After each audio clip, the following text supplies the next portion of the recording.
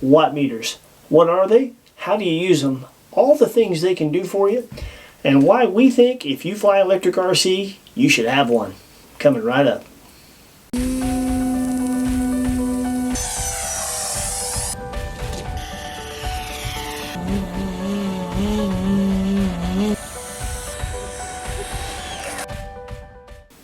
What's up, everybody? You're watching Model AV8R. I'm Adam, and this week we're going to introduce a new type of episode for the channel for 2022 Model AV8R tips. In these episodes, we'll spend some time on the bench sharing something with you that we think will either make you a better, more capable modeler or a better RC pilot. In some cases, both. When there's flying relative to whatever we're discussing, we'll definitely show that to you. And this week, we'll be doing that. Because this week, we're going over watt meters. Now, we get a lot of questions about these ever since we used one to maximize the 4S system for the Skynetic Bison in our second video on that airplane. And since then, we've also added watt meter readings to our setup pages on every airplane that we review. And a lot of people are really curious what's up with that and what all you can do with a watt meter. So that is what we're going to show you today. So let's get started. Alright, so first things first, what exactly is a watt meter and where do you get one? A watt meter is an instrument that you plug in between your flight battery and the ESC in your aircraft. And when you do, this instrument will give you readouts as you increase throttle and go to full throttle of what your watts, which is horsepower, your amps, which is current, and your voltage, as well as voltage sag, which is what the battery dips to under load. We'll explain that more in detail when we explain what the readout is in just a minute. Now, where you get a watt meter is pretty much anywhere. You can get them from any good online hobby source, Horizon Hobby, Motion RC, etc. They've all got them. You can get them from Amazon. These are What's Up watt meters. These aren't made anymore. I bought these about 10 years ago. They were the watt meter to have at the time, and they were about $65 at the time. You can get a really good watt meter that will do everything these will for about $25 from Amazon now. Now, you'll notice I have two. It's just basically convenience, and I like having backups of everything. I'm that guy. I soldered EC5s on this one and Dean's connectors on this one. At the time, that's what I was using in my park flyers. Now I'm using EC3s, so I just soldered myself up some adapters. Truth is, you don't have to have multiple. You can buy one, and you can either purchase or solder yourself adapters to cover all of the connectors that you use. So now that we've told you what it is and where you get it, let's talk about the display and what it all means. Alright, this is what a watt meter does. Top left-hand corner, you'll notice some zeros with an A beside it. That is your amp reading. Amps is current or heat. That is the thing that burns up components like motors and speed controls. That's why your ESCs and your motors are rated for a specific number of amps. Anything over that, and you're throwing more heat at that component than it's designed to handle, and if you throw way too much, you can actually catch those on fire. That's happened. To the right of it, that is the voltage. And you'll see that you actually have a voltage reading because we've got a battery hooked up to it. You have to have that to power the watt meter on. Everything else is zeroed because we haven't really done a pull. We're just plugging it up so you can see what the displays are. Now that is going to be your live voltage reading. The amp reading to the left of it, that will be your live amp reading. As you do your pull, as you go up with the throttle, you can see the amps increase and you can see the voltage decrease as it's loaded up. You'll see what the battery dips to as far as voltage under load. Right below the battery voltage in the bottom right hand corner, that is watts. Watts for an electric RC pilot is essentially horsepower. The more watts, the better.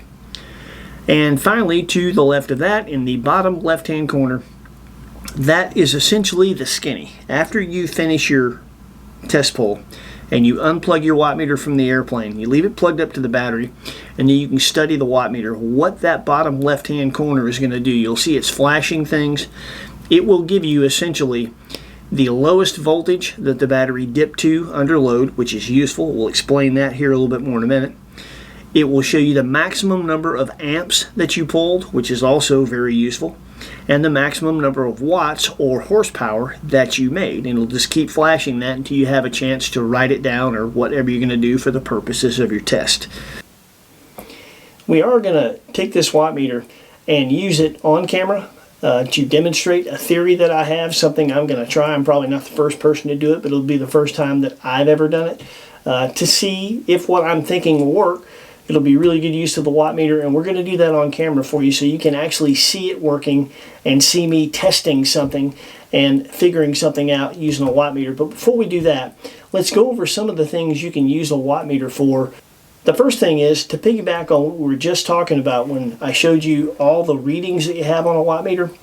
Remember me telling you that it shows you how far the battery dips or sags under load.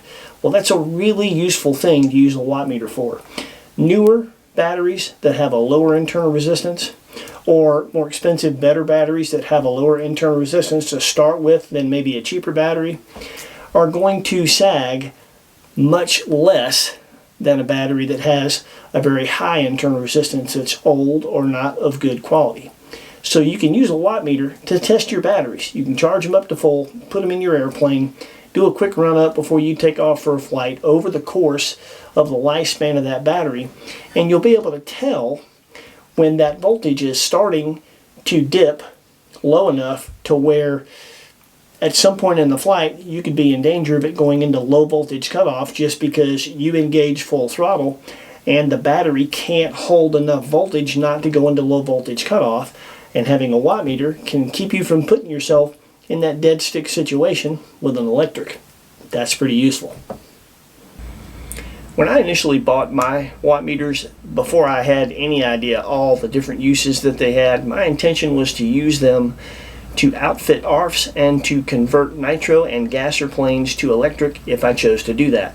Now, to do that, you have to use something called a watts per pound formula, and that is exactly what it sounds like. It's a formula that determines how much horsepower per pound you make in an electric airplane, and you use that in conjunction with a watts per pound table to determine how much horsepower you need to make, how many watts you need to make per pound of airplane to get a specific type of performance. So first things first, here is the watts per pound equation. To figure your watts per pound, you take the watts the aircraft made, which in the example is 701. You divide that by the aircraft ready to fly weight in ounces, which is 50.4. You take that answer and multiply it by 16, and that gives you your watts per pound. So now that we know how to figure out what the watts per pound in a specific electric airplane is, we need to understand watts per pound tables. Now, this is kind of a tricky subject. There are a lot of different watts per pound tables out there. They're all similar, but they're all somewhat different. In other words, that table will say for a anemic scale plane, like a J3 Cub, you need this many watts per pound. For a more powerful scale plane, like a P-51 Mustang, you need this many watts per pound. For a sport plane, you need this many. For a 3D plane, you need this many. For an EDF, you need this many, and so on. But the problem with a watts per pound table is whoever comes up with that table, that is their opinion as to how much power these specific airplanes need based on how they fly it. So this is kind of new advice. I've never really told anybody this before because it's something that I just kind of came up with recently as the best way to instruct this, and that is make your own watts per pound table.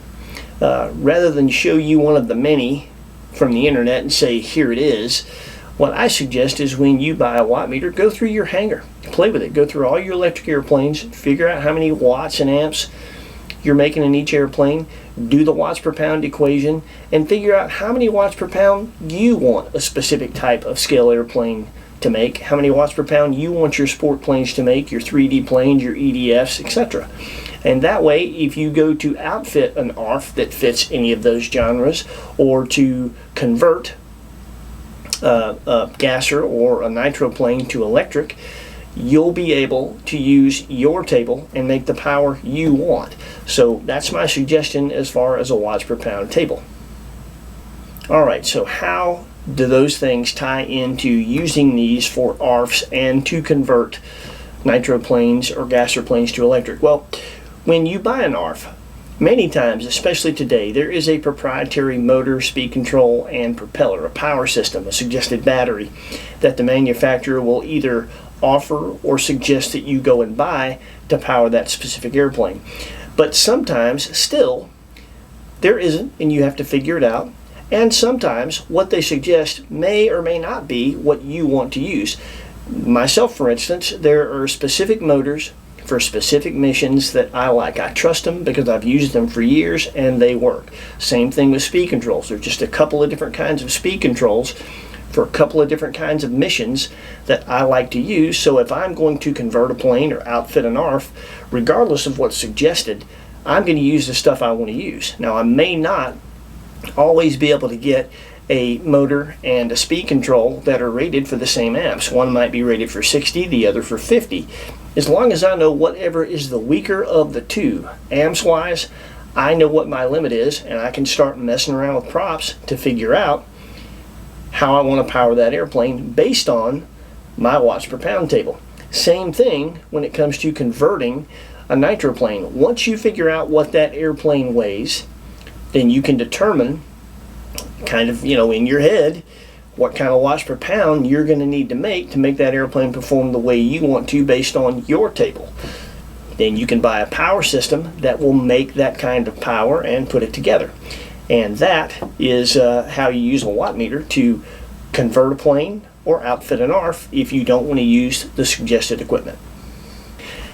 One last quick thing when it comes to ARFs and conversions and things like that, really just using a watt meter in general, is something that you have to understand about air screws, propellers. The science of air screws as they relate to models can be complicated at times.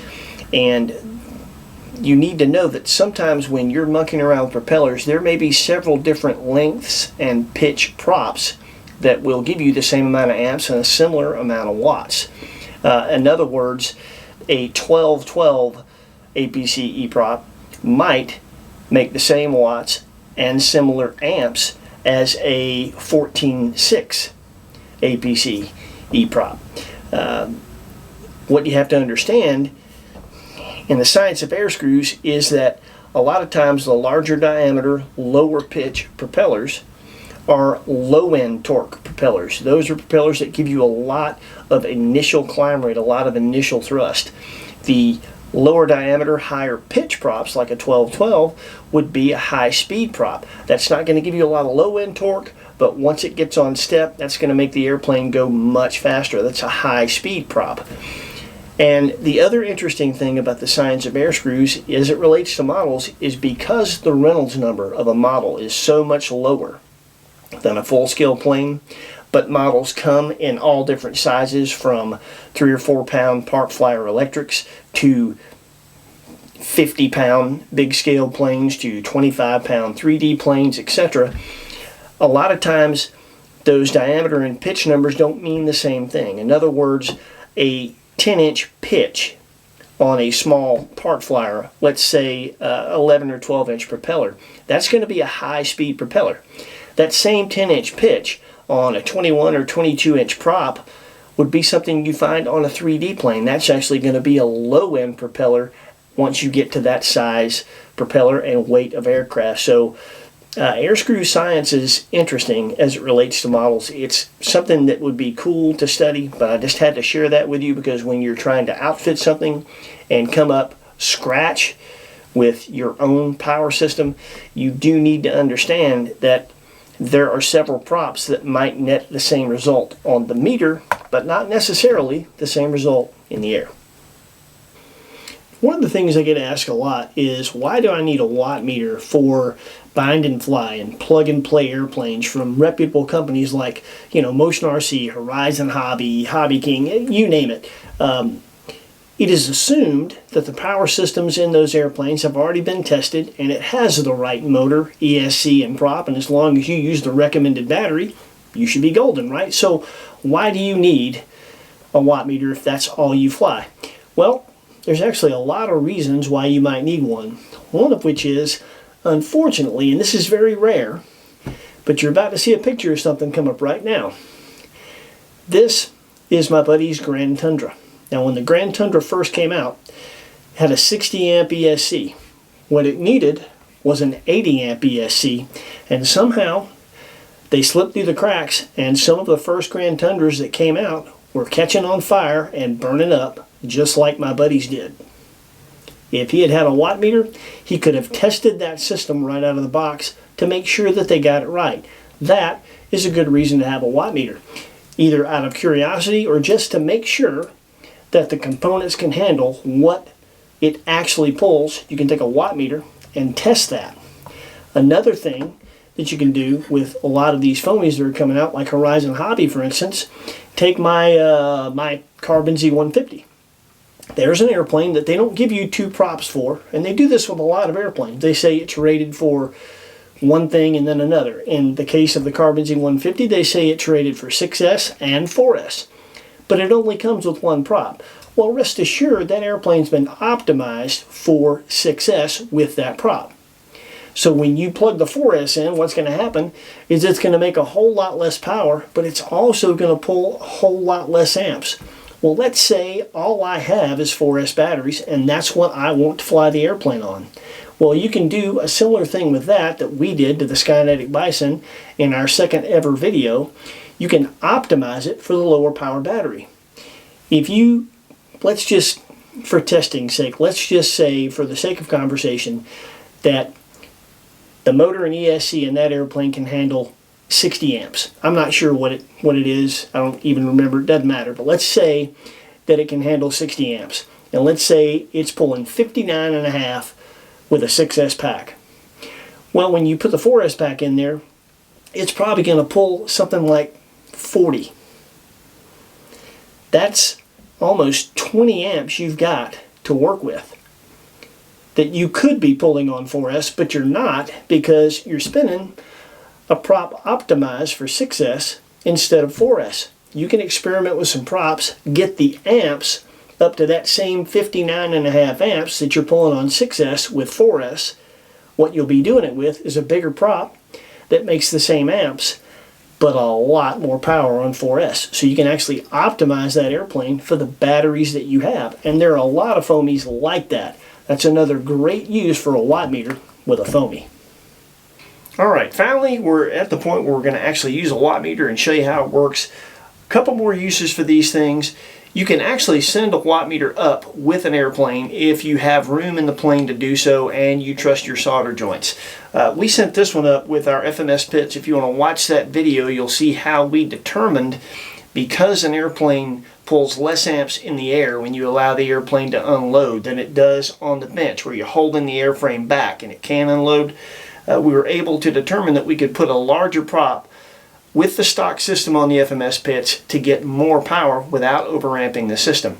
Now we're looking to do something very similar to that here with our Park Zone Albatross project, except we want to go with a larger prop than stock just to make the appearance of the airplane look better. Back in World War I, whether the airplanes had an inline engine like this or a rotary engine like a Sopwith pump or Camel, they were very high torque, low RPM affairs, and because of the low amount of RPMs, you had to have a really, really big prop. So if you take a look at pictures of an actual Albatross, you'll notice that they have props that look about like this. Now this is a 12.6 Zor Scimitar World War I wooden prop. And that's going to look much, much better if we can use this on this airplane without overamping the system. Now to make sure that we do that, the thing you need to keep in mind, we're not trying to make more power. We just want to make the same power we make with the stock prop. We've flown the airplane, that's plenty for the way we want to fly it, which is scale. So we're not looking to make more power. We just don't want to overamp it with this. So what we're going to do is use a combination of our watt meter and a throttle curve and our transmitter. We're going to set a throttle curve where we actually lower the percentage at full throttle, at full power on the gimbal, from about 100% to 80%. That's what we're going to start with. We'll do pull with a stock prop to see what our standard is, and whatever amps it pulls there, we are going to keep monkeying around with this prop until we find the throttle curve that nets that same amount of amps, and then we're going to compare the watts.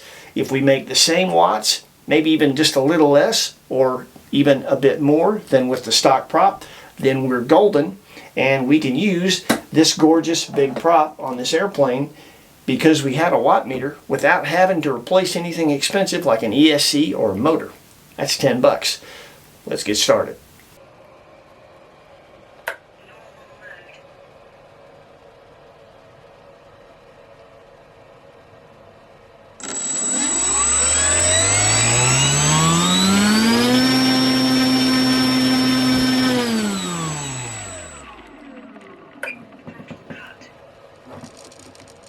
Bottom left hand corner, 23.37 amps, 276.7 watts.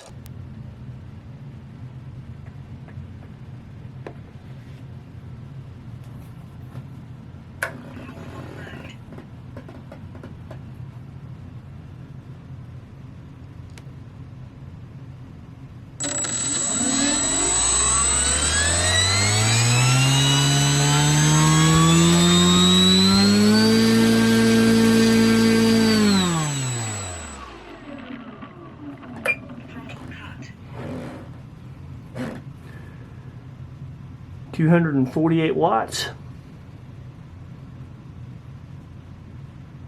20.90 amps.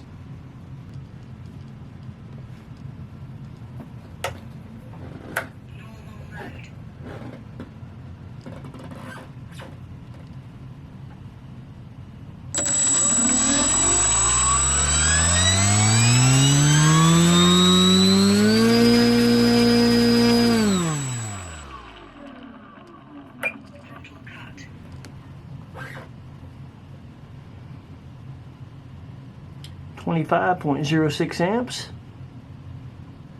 296.2 watts.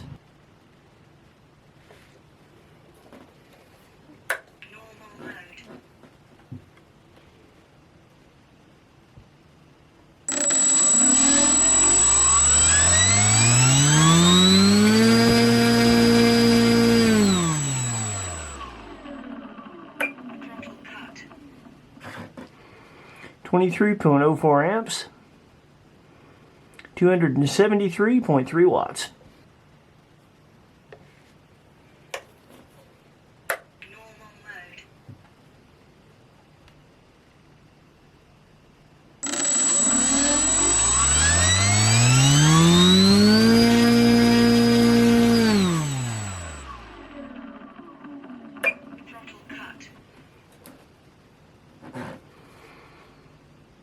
.86 amps,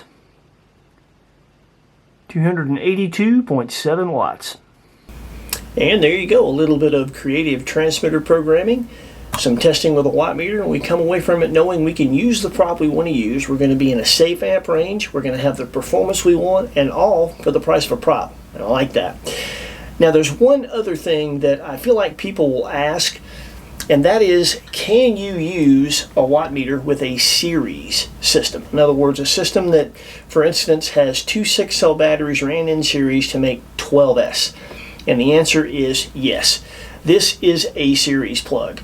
You will have a negative side in one plug coming off the ESC and a positive side coming off the ESC. If you plug your watt meter between the battery on the positive side and the positive plug coming off the ESC, that will add up the results in the watt meter, and you will get the sum total of voltage combined between the two batteries, as well as the total watts and the total amps. So yes, with a series plug you can use a watt meter. Only other thing that I need to go over really is safety. And we teach on the bench when people are working on an electric airplane that doesn't have a separate receiver battery. If you have to plug in the ESC and make that motor live to work on the airplane on your bench, we suggest strongly that you take the prop off so you don't have an air screw sitting on the end of that thing that should something happen, you drop your transmitter, something freaky happens, and you got an airplane flying around your shop tearing stuff up, worse yet, cutting you up. Obviously, when you are using a watt meter in your shop, you can't be that safe. You have to have the prop on. Not only that, but you're going to be running up to full throttle on purpose. So when you do, make sure the prop is properly secured Make sure the airplane is properly secured. If you have a friend to hold it, that's even better, but if not, properly secure it. And as soon as you finish your pull, unplug it from the airplane and then read the meter. Try not to get distracted. Being distracted with a live airplane with a prop on it can be a really dangerous situation, so please don't do that. That said, the only thing we have left now is a little bit of flying footage. We have covered a lot. It's been a long video, I know, but there's a lot to these, and there's a lot to know, and we wanted to tell you everything, at least that we know about it, so that you can make a really informed decision as to whether or not you need one of these as bad as we think you do. So with that, we're going to show you some flight footage now. These are all airplanes that we propped for a specific mission with a watt meter, based on testing with a watt meter. Just a little bit of flying footage, some short clips of a few different airplanes here. I'll narrate and tell you exactly what we did with the meter and what the mission was, but just know that all this got done for the price of a prop using one of these. So hope you enjoyed it. Please like, comment. If you haven't subscribed, please do. We have a lot more in store for you in 2022. We're excited about it, and we hope all of you come along for the ride. Take care. This is our FMS 1400 millimeter Pitts S2B.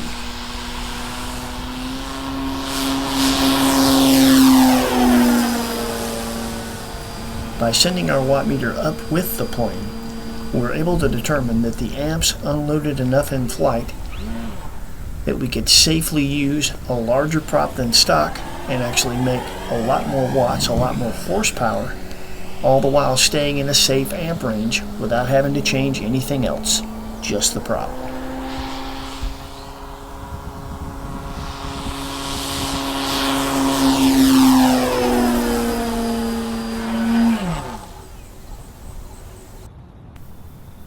When we took a PA20 Pacer ARF and converted it to this PA22 Tri-Pacer you see here, we knew we'd be using a smaller motor than recommended.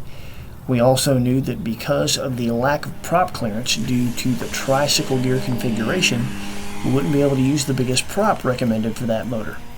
Through watt meter testing, we were able to determine that we can make enough horsepower to do the scale flying job even with a smaller prop.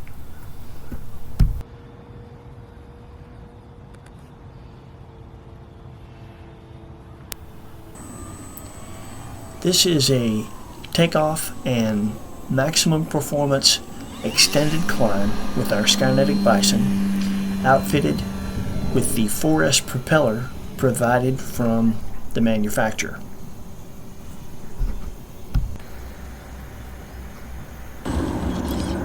Same plane, same type of takeoff, but this time with a propeller maximized for 4S through some watt meter testing. That is a lot better. This is our little Cessna 150 Aerobat 250E ARF from E-flite. This is an old plane, and when we built it, we used the proprietary E-flite little 250 motor. Now, the issue with that motor, and everybody that's used one has had this happen, it has a single grub screw that holds the motor to the mount, and it's kind of a round post into a round tab. It doesn't matter how much Loctite you use, it vibrates loose on a regular basis. And there are not a lot of motors, at least not at that time, that size. So when we got an aftermarket different motor that we felt would mount and stay tight, we had to use the watt meter to figure out how to properly prop that motor so we didn't overamp our tiny little 8 amp ESC.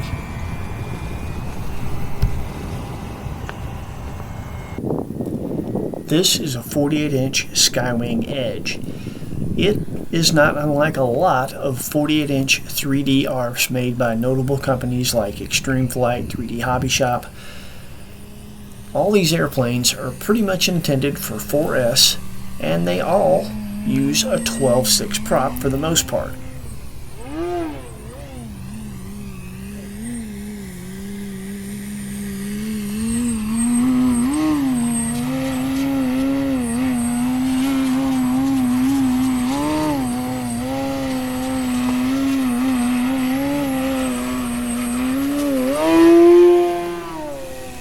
with a little watt meter testing, you'll find that you can fly these planes with very similar performance on 3S by changing the prop to a 14.7 and staying well within a safe amp range. This is our Hangar 9 Carbon Cub SS, and we use this plane in conjunction with our watt meter to determine how many watts per pound you need to make with a STOL plane to actually have scale STOL takeoff performance. In other words, to need proper full-scale technique rather than just relying on crazy model power. And as you can see, I think we nailed it. Anyway, at this point, folks, if I haven't convinced you that a watt meter is a great idea, then I'm probably not going to, but we sure think it is. Please take care of yourselves, like, comment, and subscribe, and we look forward to seeing you next week.